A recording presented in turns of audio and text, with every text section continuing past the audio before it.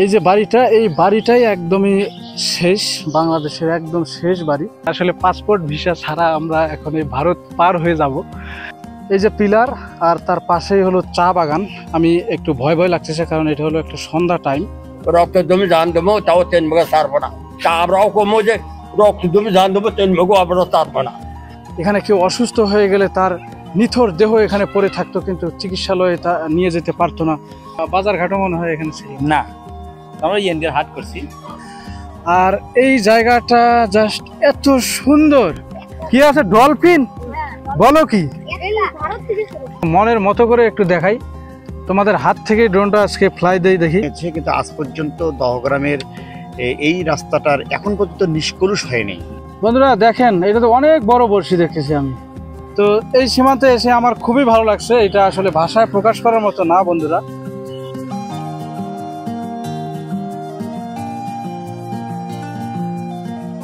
বন্ধুরা আসসালামু আলাইকুম, আপনাদেরকে স্বাগত জানাচ্ছি পাটগ্রাম উপজেলা থেকে। আজকে আমরা যাচ্ছি একদমই পাটগ্রামের একটি বিচ্ছিন্ন জনপদ, অদ্ভুত এক জনপদ, যে জনপদে যেতে কয়েক বছর আগেও দরকার হতো পাসপোর্ট ভিসার, কিন্তু বর্তমানে সেখানে যেতে পাসপোর্ট ভিসা লাগে না ঠিকই, কিন্তু আমাদেরকে যেতে হবে ভারতীয় বিএসএফ এবং বাংলাদেশি সীমান্তরক্ষী বিজিবির কঠোর নিরাপত্তা বলয় পার হয়ে। তো এক অদ্ভুত রোমাঞ্চকর ভ্রমণ হতে যাচ্ছে আজকে। তো যেহেতু আমি প্রথমবারের মতো যাচ্ছি সেখানে, তো আশা করি ভিডিওটা অনেক ভালো লাগবে আপনাদের কাছে। আমরা সেখানে গিয়ে আপনাদের কাছে দেখানোর চেষ্টা করব যে আসলে দহগ্রাম ছিটমহলবাসী কীভাবে জীবনযাপন করে। যেহেতু তারা একটা নিরাপত্তা বলয়ের মধ্যে থাকে, তাদের চতুর্পাশেই যেহেতু ভারত বেষ্টিত, তো ঠিক সেই জায়গায় কেমন আছেন আমাদের বাংলাদেশিরা। তো চলুন যাওয়া যাক।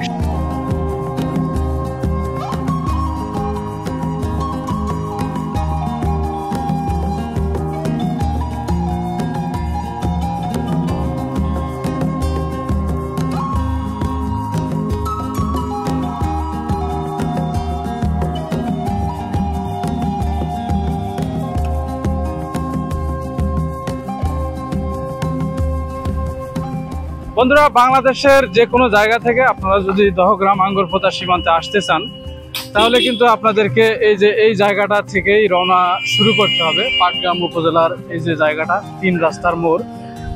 তো এই জায়গাটা থেকে এই পাশে চলে গেল বুড়িমারি মহাসড়ক, আর এই পাশে হলো পাটগ্রাম থেকে আসার যে রাস্তাটা, পাটগ্রামে ঢোকার প্রবেশ পথ। আর ঠিক আমার সামনেই দেখেন, এই যে এখানে লেখা আছে 3 বিঘা করিডোর। এখান থেকে মাত্র 8 কিলোমিটার। তো আমরা এখন এখান থেকে চলে যাব একদমই দহগ্রাম আঙ্গরপোতা যে সীমান্ত, সেই সীমান্তের ভিতরে। তো আমরা রওনা শুরু করলাম এখন পাটগ্রাম উপজেলা থেকে।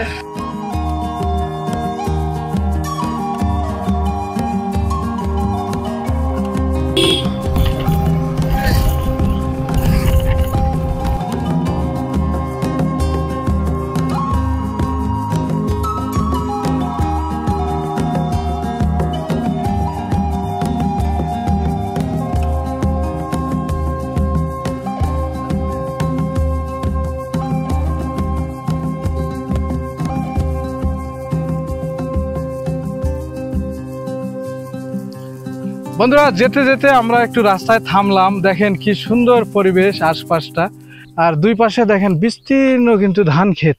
এই পাশটাও বিস্তীর্ণ, দেখেন যতদূর দৃষ্টি যায় শুধু ধান ক্ষেত। আর এই পাশেও ধান ক্ষেত। আমি আপনাদেরকে একটু দেখাচ্ছি, দেখেন কি সুন্দর। দেখেন আসলে সীমান্তের গ্রামগুলো এরকম সুন্দরই হয়ে থাকে, কারণ এইদিকে কিন্তু জনবসতি, সীমান্ত হওয়ার কারণে জনবসতি কিছুটা কম। আর আজকে আমরা যাচ্ছি দুজনেই, আমার সাথে আছে আমার বন্ধু সুজন আর আমি আছি। তো আমরা এখন এখানে একটু, এই জায়গাটা আমার কাছে খুবই ভালো লাগলো, একটু ড্রোন ফ্লাই দেবো এখানে। তবে একটু মনে হচ্ছে যে বৃষ্টি আসতেও পারে, কারণ আকাশটা দেখেন প্রচণ্ড কিন্তু মেঘলা আকাশ। হ্যাঁ, তো জানি না কি হবে, বৃষ্টি আসলেও আলহামদুলিল্লাহ, আর রোদ থাকলেও আলহামদুলিল্লাহ, সব মিলে ভালো লাগতেছে।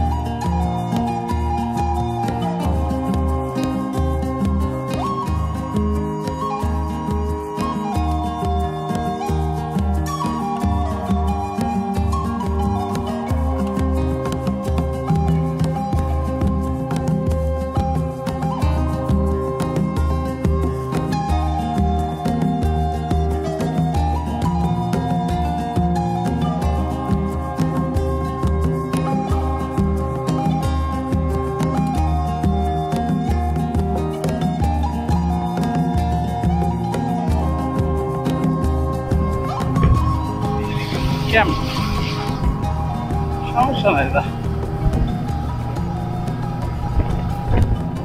এটা হলো ক্যাম্প, কুচলিবাড়ি ক্যাম্প। বন্ধুরা সম্ভবত চলে আসছি খুব কাছাকাছি, এই আমার ঠিক সামনেই দেখা যাচ্ছে 3 বিঘা করিডোর। এটাই সেই করিডোর, একটু স্লোদা। 3 বিঘা করিডোরের যে এই সাইনবোর্ড দেখেন, এটাই হলো 3 বিঘা করিডোর। বন্ধুরা ফাইনালি আমরা কিন্তু চলে আসছি 3 বিঘা করিডোর। দেখেন ঠিক আমার পিছনেই 3 বিঘা করিডোর, বহুল প্রতীক্ষিত। আমি প্রথমবারের মতো এই জায়গায় আসলাম।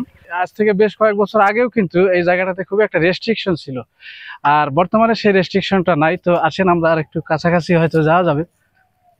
এখানে ভাইরা ছবি তুলতেছে। ভাই সালাম আলাইকুম, কোথায় থেকে আসছেন আপনারা? আশেপাশের না ভাই, দূরের? এখানে কি লেখা আছে দেখ, ওটা আঙ্গরপোতা ও 9 কিলোমিটার। তার মানে এই জায়গা থেকে এখনো যে ভিতরের যে এরিয়াটা, ইউনিয়নটা, তার মানে এই যে ভিতরের যে ইউনিয়নটা আছে, এই আঙ্গরপোতা ইউনিয়নের যে লেন্থ, লম্বালম্বি, এটা হয়তো 9 কিলোমিটার।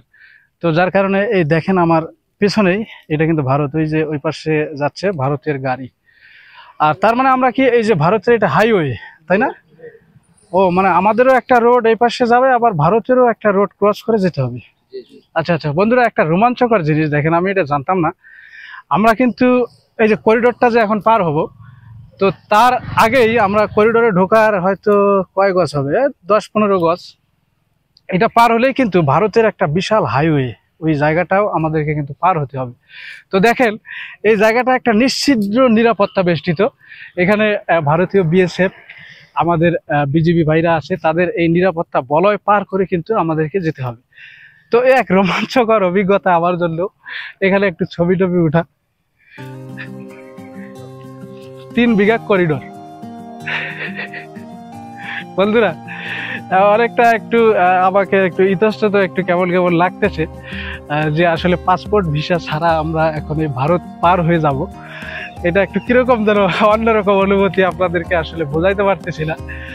তো ভিতরে দেখি কি অবস্থা তাদের, এখানকার যারা লোকাল আছে তাদের সাথে আমরা কথাবার্তা বলে জানার চেষ্টা করব যে তাদের এই নিরাপত্তা বলয়ের মধ্যে তাদের জীবন কেমন কাটে এখন, এবং বিশেষ করে যখন তারা বিচ্ছিন্ন ছিল ওই সময়টা তাদের অনুভূতিকে, এগুলো আমরা জানার চেষ্টা করব। আমরা সেখানকার যদি কোনো খাবার দাবার, হোটেল, রেস্টুরেন্টে আমরা যাব, তো আশা করি সঙ্গে থাকেন। এই যে ভাই দেখেন মোটরসাইকেল, উনি কিন্তু মূল বাংলাদেশ থেকে আবার বাংলাদেশে আসেন।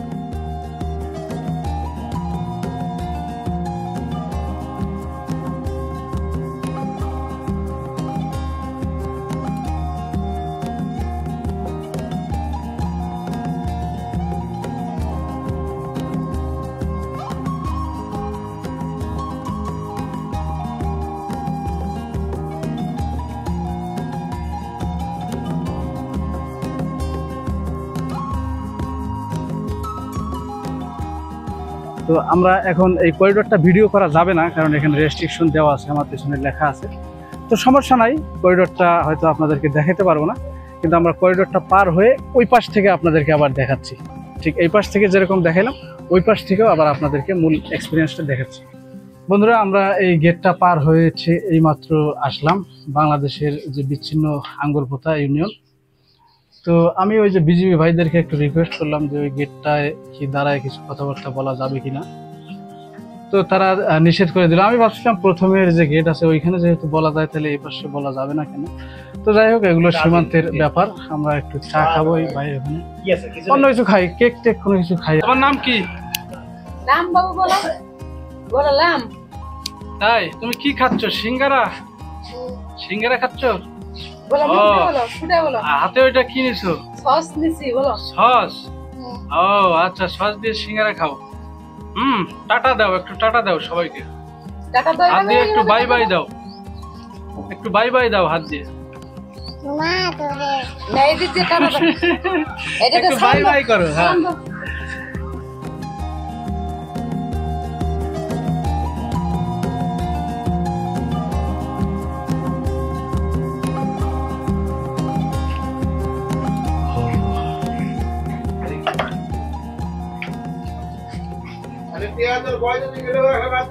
খুবই গরম সিঙ্গারা, হোপফুলি খুবই ভালো লাগবে, তো খাই দেখি।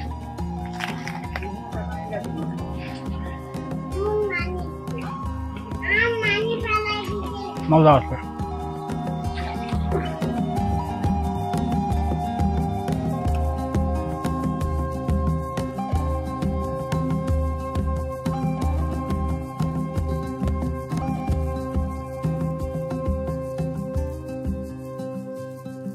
তো ঠিক আছে, থাকো। হ্যাঁ তোমরা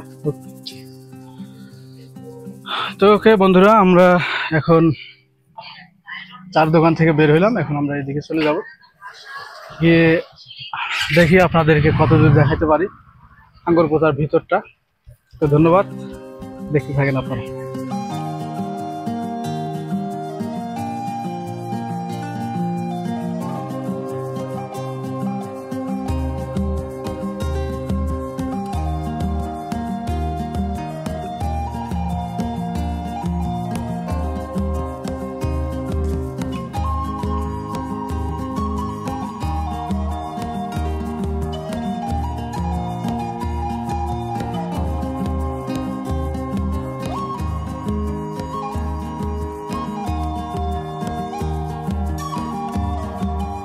মানে আমরা ধরো এই রাস্তা দিয়ে একবারে যেতে পারবো শেষ মাথা পর্যন্ত, বাংলাদেশের শেষ মাথা পর্যন্ত। আচ্ছা আচ্ছা আচ্ছা, কোনো বাধা টাধা কেউ দিবে না? আচ্ছা আচ্ছা আচ্ছা, আসেন চাচার সাথে আমি একটু কথা বলি। এই যে সীমান্ত পাশেই দেখেন বন্ধুরা, কিন্তু আমার জানার দরকার এইটাই, যেটা আজ হবার আগে আজ পাটগ্রামে গেছিলাম, যে চুপে চাপে ওই দিক দিয়ে যাইতেন? হ্যাঁ, ওই যে ওই গেটটা হচ্ছে না, ওই গেটটা দিয়ে গেছিলাম। আচ্ছা আচ্ছা আচ্ছা, চুপে চাপে গেছিলাম, যদি ধরা পড়ছে এটা জেল দিয়েছিল। ও তখন জেলও ধরা পড়লে জেলও হইতো? হ্যাঁ, জেল দিয়েছিল। ও তার মানে তো খুবই কঠিন সময় হয়তো খুব আপনারা কঠিন পার করছেন। সময়, আর ওদের দয়ার উপরে আমাদেরকে বাজার করতে দিয়েছিল। আমার একটু ব্যতিক্রম হলে আর দেয় না, খুব কষ্টের মধ্যে জীবন যাপন করছি। বুঝতে পারছি। ও বন্ধুরা, শুনলেন চাচার মুখে, তো তারা ভারতের মেখলিগঞ্জ থেকে হচ্ছে বাজার করতো। তো এটা আমি আসলে জানতাম না। তো ধন্যবাদ কাকা, আপনাকে ধন্যবাদ। তো বন্ধুরা, আপনারা চাচার কাছ থেকে শুনলেন, এই করিডোর হওয়ার আগে কিন্তু এখানকার মানুষের জীবনযাত্রা খুবই কঠিন ছিল। এটা আসলে ভাষায় প্রকাশযোগ্য না। ওই চাচার কাছে আমি শুনলাম যে চুপ করে, মানে একদমই খুব কঠিনভাবে তারা এখান থেকে পাটগ্রামে যাইতো, অন্যথায় তারা এখান থেকে ভারতে গিয়েও বাজারঘাট তাদের করতে হইতো, আর ধরা পড়লে জেল, তাই না চাচা? তো ঠিক আছে, ধন্যবাদ, থাকেন। এখন আপনারা ভালো আছেন তো? হ্যাঁ, এখন তো আল্লাহ দিলে আর কোনো সমস্যা নেই। যাক, ভালো লাগলো আপনারা ভালো আছেন এটা জেনে। ঠিক আছে কাকা, আসসালামু আলাইকুম। আচ্ছা, তো বন্ধুরা, আমরা এখন চলে যাব একদম শেষ প্রান্তে, দেখি আঙ্গুরপোতার ওই পাশে কি আছে, এবং নদী আছে, সেই নদীতেও যাব। আর আরেকটা গুরুত্বপূর্ণ, সেটা হলো যে পিলার, বাংলাদেশের একদম সর্বলাস্ট যে পিলারটা, আমরা এখন সেই লাস্ট পিলারটাতে যাব। কি ওইটা কি রে? হ্যাঁ, ওইটা কি জিনিসটা, কি বুঝলাম না তো।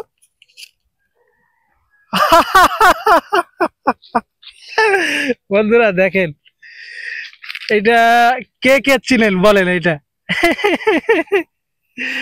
এটা কে কে চিনতেছেন এই জিনিসটা? ওইটা কি উপরেরটা? কি ওটা ডিজাইন, উপরেরটা ফুল, ওইটা নামা নামা নামা দেখি। ও তার মানে দেখেন, এটা হলো একটা যে আমরা মাশরুম আর কি, ঠিক আছে, কিন্তু এটা হলো জংলি একটা মাশরুম। আর যেটা শহরের মানুষজন খায় বা যেটা আবাদ করা হয়, ওইটা তো মানুষ খেতে পারে, কিন্তু এটা জংলি, এটা খাওয়া যায় না। কিন্তু এটা সৌন্দর্যটা দেখেন।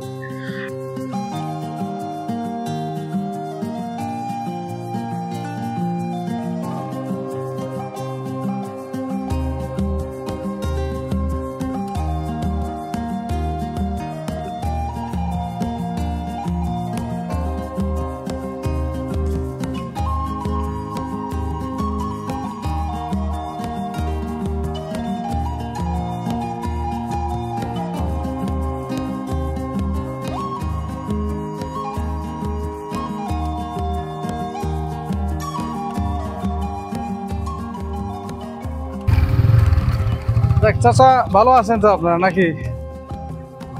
তো আমরা অনেক দূর থেকে আসছি একটু খোঁজ খবর নেওয়ার জন্য, আপনারা কেমন আছেন নাই এখানে। ভালো আছি। তো যাক, ভালো আছেন শুনে খুশি হইলাম। তো এখানে এই যে স্কুল, সরকারি স্কুল, এই একটাই স্কুল মনে হয় এই সাইড মহল। আচ্ছা, হসপিটালও তো আছে একটা মনে হয়। তো ভালো লাগলো যে এখন আপনারা ভালো আছেন। হ্যাঁ আলহামদুলিল্লাহ এখন ভালো আছি। জি, এখন কোনো যেটা যেটা এখন বর্তমানে আছে আল্লাহ শুকরিয়া। কষ্ট আছে তাই না কাকা? ভালো আছেন কাকা? কিরকম কষ্ট একটু তাহলে তো শুনতে হয়। মানুষ নিয়ে যাওয়া যায় না, গরু আনতে দেন না, গরু নিতে দেন। কেন ধান নেওয়া তাও 30 টাকা যায়, সিরিয়ালে যায়, সিরিয়ালে কিন্তু 30 টাকা। কেউ একটা গরু কিনে আনতে পারি না। তাই? হ্যাঁ কেন? এটা তো করিডোর যেহেতু ওপেন হয়েছে, তাহলে গরু নিয়ে আসতে যাইতে কি সমস্যা আমি তো বুঝলাম না। তাই 30টা নিচে দেয়। বড়ই সমস্যা হলো গরু নিয়ে। তারপরে বাস ট্রাকও তো মনে হয়, মানে ট্রাকও তো আসে। আগে আসতে দিছে। ও, তাহলে ট্রাক না আসায় তো আপনাদের সমস্যা। কারণ ওই যে ভুট্টা মনে করেন, ধান ভুট্টা ওইগুলো মনে করেন যেখান থেকে ট্রাক লোডতে চলে গেছে, এখন মনে করেন যে এই মালামাল মনে করেন যে গেট পার করে তারপরে ট্রাক লোড করা অনেক খরচ হয়, টলিতে নিয়ে যেতে অনেক। তারপরে যে বাড়ি ঘর করতে ইট নিয়ে আসে, আসলে ট্রাকে ওইখানে ঢালতে হয়। হ্যাঁ, মানে ট্রাকে করে নিয়ে এসে ওই পাশে আপনার নামাইতে হয়। আমাদের মধ্যে টলিতে আনতে হয়, টলির ধ্যানে অর্ডার এই তাহলে তো মারাত্মক আপনাদের ক্যারিং খরচটা বেশি হয়ে যায়। আচ্ছা আচ্ছা আচ্ছা, ওই ক্যাম্প পর্যন্ত যেতে পারবো নাকি একবার পিলার পর্যন্ত যেতে পারবো? জি।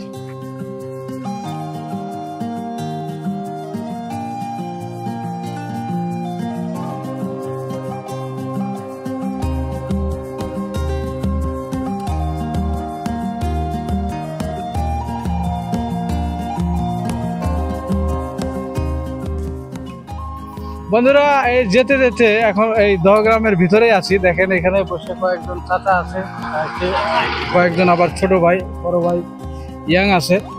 তো তারা এখানে আরাম আয়েশ করতেছে। আর পাশেই এটা কি নদী নাকি? এটা কি নদী? শেকোয়া নদী। শেকোয়া, এটা কি ভারত থেকে আসছে না? এটা শুরু ভারত থেকে আসছে, মানে তিস্তা নদীর সাথে কানেক্টেড নাকি? ও আচ্ছা আচ্ছা আচ্ছা আচ্ছা আচ্ছা। তো তার মানে তো এই গেট হওয়ার আগে মনে হয় খুবই কঠিন সময় আপনাদের পার হয়েছে নাকি? এটা তো জানতাম না, এটা আমি কখনোই জানতাম না।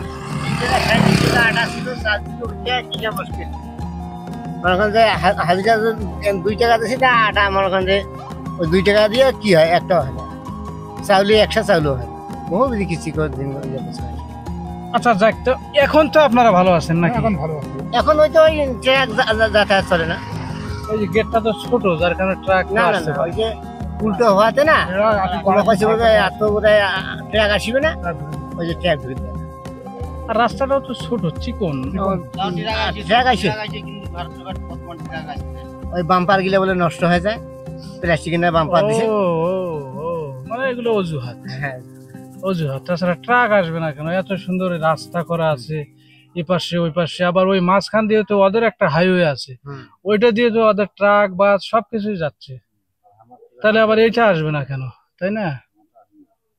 তো এটা নিয়ে তো তাহলে সরকারের পদক্ষেপ নেওয়া উচিত। এই যে বিজেপি যারা আছে এরা কি করে, এদেরকে আপনারা বলেন না এগুলো? বিজেপি কাজে আমাদের যদি মনে করে যখন তখন গুলি করি পারি, কিন্তু এখানে তো চতুর্পাশে বোড়া, তুমি বাইরে বের করি ট্রাক যাবে না। আতলার ঘরে তো শয়তানি, তোমার শয়তানি। ওটা তো 80 দিবে, তো আইন আছে 80 দিবে, কিন্তু আসলে আমার 80 দেয় না, গাদ্দুরি করে 80 দেয় না। কিন্তু ইয়া নাই, উপরত কোনো আইন নেই, কিন্তু ভারতের বিরুদ্ধে আইন নেই, কিন্তু এই আইনটা আমরা এই যে মিগলেও ধাপা থাকি, এইটা এরাই আমরা কাজসাজি করি, এটা ঢুকি না। আচ্ছা আচ্ছা। তো চাচা, আসসালামু আলাইকুম। ওয়ালাইকুম কোথা আসসালাম। থেকে আসতেছেন আপনি? আমি পাটগ্রাম থেকে আসছি। আমার নাম হচ্ছে আতাউর রহমান, আমি একটা কলেজের সহকারী অধ্যাপক। এখানে একজন মেম্বার ইন্তিকাল করেছেন, তো এই মেম্বারের দোয়া অনুষ্ঠানে গিয়েছিলাম। রফিকুল মেম্বার। হ্যাঁ, তো আসলে দহগ্রাম আমাদের এটা প্রাণের এলাকা। এটার পরিবর্তে আমাদেরকে তালপট্টি বেরুবাড়ি, এটা ওরা ভারত নিয়ে নেবে আর এটা আমাদেরকে ছেড়ে দেবে, সেটা হওয়ার কথা ছিল। কিন্তু ওটা নেওয়ার সময় আমাদের ঠিকই নিয়েছে, কিন্তু আজ পর্যন্ত দহগ্রামের এই রাস্তাটার এখন পর্যন্ত নিষ্কলুষ হয়নি। এটা দীর্ঘদিন পর্যন্ত তারা স্বাধীনভাবে যেতেই পারতো না। 1992 সালের 26শে জুন থেকে 1 ঘন্টা পর 1 ঘন্টা 1 ঘন্টা পর 1 ঘন্টা এবার চলাচলের একটা ব্যবস্থা হয়। পদবীতে আস্তে আস্তে এটা 6 ঘন্টা হয়। এরপরে শুধু দিনের বেলা হয়। পরবর্তীতে 24 ঘন্টা চলাফেরা করতে পারেই আমরা, বা এই এলাকার লোকজন পারে। কিন্তু দুর্ভাগ্য যে মানে এখন একটা ট্রাক যে আসবে, একটা ভারী যানবাহন এখান থেকে যাবে, মালামাল নিয়ে যাবে। এটা কৃষি প্রধান দেশ, কৃষি প্রধান এরিয়া। কৃষকদের ন্যায্য পাওনা এখান থেকে তুলবে, একবারে নিয়ে পাটগ্রাম নিয়ে যে বিক্রি করবে সেটা আলাদা ব্যাপার। কিন্তু এখানে মূল বিষয়টা হচ্ছে যে এখান থেকে কোনো ট্রাক এখান থেকে যেতে পারবে না। এখান থেকে মাল নিয়ে যে ওই পাশে গিয়ে গেটে আবার আনলোড করতে হবে। একটা মনে করেন যে ফল মূল থেকে শুরু করে যা আছে এটা ইট আনা লাগে, ভ্যানত করে একটা ইট নিয়ে আসবে, বাড়িঘর করবে, বসবাস করবে। একটা ইটের গাড়ি পাটগ্রাম থেকে আসলো, সরাসরি এখানে আসবে না, অথচ রাস্তা প্রশস্ত রয়েছে। এটা এই এলাকার প্রতি, জনগণের প্রতি একদম চরম নির্যাতন এবং নিপীড়ন। তো বন্ধুরা আপনারা দেখতে থাকেন, আমরা আরো করিডোরের ভিতরে যাওয়া যাবে তো একদম শেষ মাথা পর্যন্ত। তো আমরা শেষ মাথা পর্যন্ত যাই। আর তিস্তা নদীটা তো এই কোন পাশে? মানে এই রোড দিয়ে আমরা যেতে পারবো? আচ্ছা আচ্ছা, তো ঠিক জি।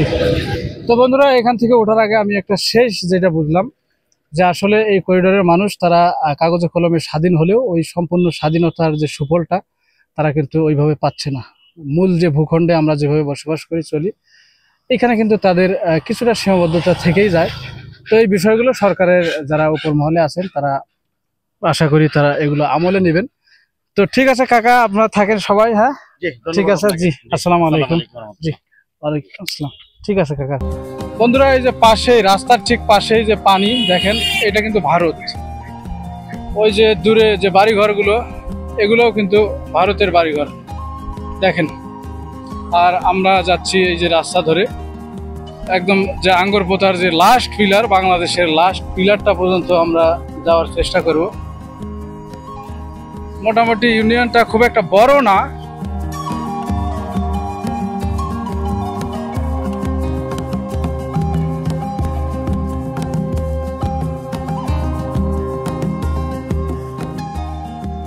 তো বন্ধুরা আমরা কিন্তু একদমই বাংলাদেশের শেষ প্রান্ত বলতে যা বোঝায়। এখান থেকে আমি ঢোলের আওয়াজ পাচ্ছি। বাংলাদেশের ভারতের ভেতর থেকে কিন্তু আমি ঢোলের আওয়াজ পাচ্ছি। এখান থেকে আমি একদম কানে শুনতেছি ঢোলের আওয়াজ। তো দেখি যাওয়ার চেষ্টা করি কতদূর পর্যন্ত যাওয়া যায়, আপনাদেরকে দেখানোর চেষ্টা করি লাস্ট পিলারটা পর্যন্ত।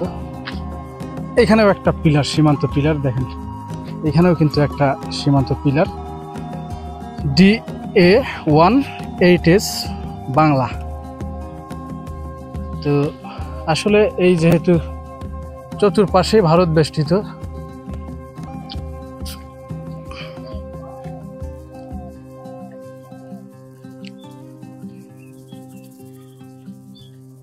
ও আঙ্গরপোতা 0 কিলোমিটার, তার মানে একদম দেখেন বাংলাদেশের লাস্ট। আমার মনে হচ্ছে এইটাই বাংলাদেশের লাস্ট একদম বাড়ি, যে বাড়িটা আপনারা দেখতেছেন এই বাড়িটাই সম্ভবত লাস্ট। এরপর আর আসলেই কোনো বাড়িঘর নাই বন্ধুরা। পাশেই ভারতের যে সীমান্ত 0 পিলার, আর আমার এখানেই আঙ্গরপোতা 0 কিলোমিটার সড়ক ও জনপথ।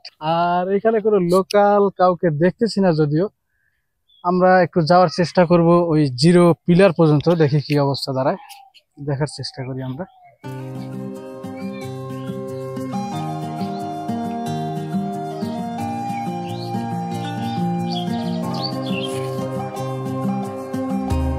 এই বাড়িটাই আসলে শেষ বাড়ি বন্ধুরা। এই যে বাড়িটা, এই বাড়িটাই একদমই শেষ, বাংলাদেশের একদম শেষ বাড়ি। আর আমার ঠিক এই পিছনটাতেই একদম ভারত। দেখেন আপনারা, আসেন আমরা একটু দেখার চেষ্টা করতেছি।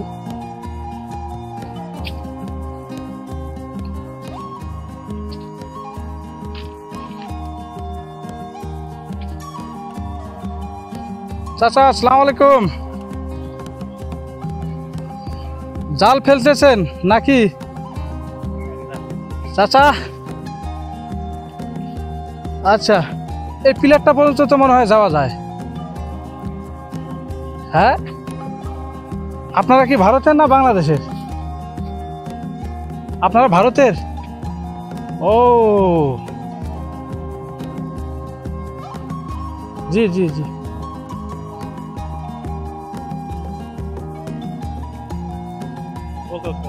জি জি জি জি। তো বন্ধুরা আসলে আমি একটু ভয় লাগতেছে, এই ঠিক এই জায়গাটাতে আমি দাঁড়ায় আছি। আর আমার একটু পেছনে এই যে সীমান্ত পিলারটা ওই যে এখানে, আর একটু সম্ভবত আগানো যাবে, আর একটু আগা দেখি কি অবস্থা।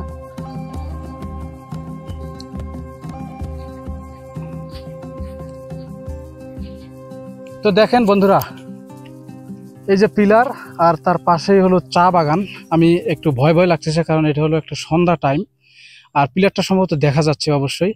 তো অন্য সময় হলে, দিনের বেলায় হলে আমি হয়তো ওই পিলারটার কাছে যাওয়ার চেষ্টা করতাম, কিন্তু এই মুহূর্তে আসলে আমার একটু ভয় লাগতেছে, এটা অস্বীকার করার কিছু নাই বন্ধুরা। আর ওই যে আমার পাশেই যারা দুজন মাছ মারতেছে তারা কিন্তু ইন্ডিয়ান, ঠিক আছে? ওই যে দেখেন মাছ মারতেছে, ক্যামেরায় একটু দেখানোর চেষ্টা করো, দেখি কি অবস্থা দাঁড়ায়।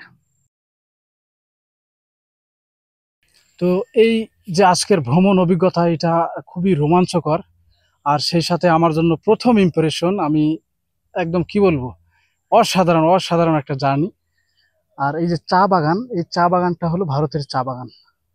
ওই যে দূরে দেখেন গাড়ি যাচ্ছে, এগুলো সব ভারতের গাড়ি, ঠিক আছে?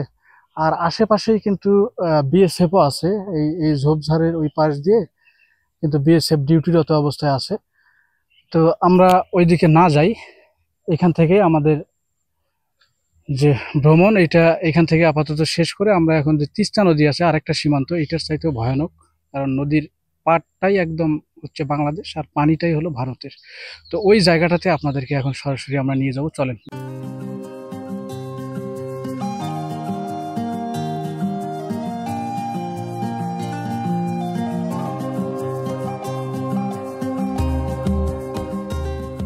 বন্ধুরা, আজকের এই যাত্রায় আমি আসলে অনেক কিছু শিখলাম। আসলে দহগ্রাম শুধুমাত্র একটি গ্রাম নয়, যদিও নাম দহগ্রাম, এটি আমাদের বাংলাদেশের একটি স্বাধীনতার প্রতীক। এখানে মানুষের যে দেশপ্রেম, মানুষের যে সংগ্রাম, তারা এত কষ্ট, এত যন্ত্রণা এবং চতুর্পাশে ভারত বেষ্টিত হয়েও, ভারতের একদম বুকের মধ্যে তারা অবস্থান করেও কিন্তু তারা এই জায়গাটাতে শিকড় আঁকড়ে ধরে কিন্তু বাঁচার চেষ্টা করে যাচ্ছে প্রতিনিয়ত। তো এই বিষয়টা আসলে আমাকে খুবই অভিভূত করেছে। আমি অনেকের সাথে আমি কথা বলছি, আপনারা ভিডিওতে সেগুলো দেখলেন যে এখানকার মানুষের কি দেশপ্রেম, তারা এই যে করিডোর হওয়ার আগে তাদের যে কষ্ট, তাদের যে সংগ্রাম, এখানে কেউ অসুস্থ হয়ে গেলে তার নিথর দেহ এখানে পড়ে থাকতো, কিন্তু চিকিৎসালয়ে তা নিয়ে যেতে পারতো না। এখানে ধরেন কেউ যদি বাজার করতে যাইতো, কোনো বুদ্ধি নাই বন্ধুরা, বাজার করতে গেলে এখান থেকে 5 কেজি করে ধরেন নিয়ে যাইতে হয়তো, কোনো কিছু 5 কেজির বেশি তারা ধরেন যদি চাউল কিনতে যায় 5 কেজির বেশি নিতে পারবে না। আবার ধরেন যে তারা কোনো ঔষধ লাগলো বা একটা বিয়ে শাদী বা কোনো একটা অনুষ্ঠান বা কোনো একটা খরচ করবে, তারা কিন্তু 5 কেজির বেশি কোনো পণ্য ভারত থেকে আনতে পারতো না। তো একটাবার চিন্তা করে দেখেন যে এত কঠিন সংগ্রামের পরেও তারা কিন্তু বাংলাদেশের ভূখণ্ড থেকে বিচ্ছিন্ন হতে চায়নি। এই ভারত কিন্তু অনেকবার চেষ্টা করছে এই সীমান্ত, যে এই দহগ্রাম আঙ্গরপোতা যে সীমান্ত, এই সীমান্তটাকে বিনিময় করার জন্য, কিন্তু এখানকার যারা স্থানীয় বাসিন্দা আছেন তারা কিন্তু কখনোই তারা ভারতের সাথে অধিভুক্ত হওয়ার যে ব্যাপারে একমত হয়নি। তো যার কারণেই এই আজকের যে ছিটমহল, আজকের যে আঙ্গরপোতা, এখানে আমি হয়তো আসতে পারছি, আজকে আমরা এখানে ভ্রমণ করতে পারলাম। কিন্তু যদি তারা ভারতের হয়ে যাইতো তাহলে কিন্তু বিনিময় চুক্তির মাধ্যমে কিন্তু এই যে বিশাল এলাকা, এটা কিন্তু ভারতের হয়ে যাইত। তো যাই হোক, এখানে এসে মানুষের দেশপ্রেম, এখানকার মানুষের সততা নিষ্ঠা দেখে আমি সত্যি অভিভূত হয়ে গেলাম। এখন আমরা চলে যাব তিস্তা নদীর পাড়ে, চলেন বন্ধুরা, আমরা সরাসরি এখন তিস্তা নদীর পাড়ে যাব।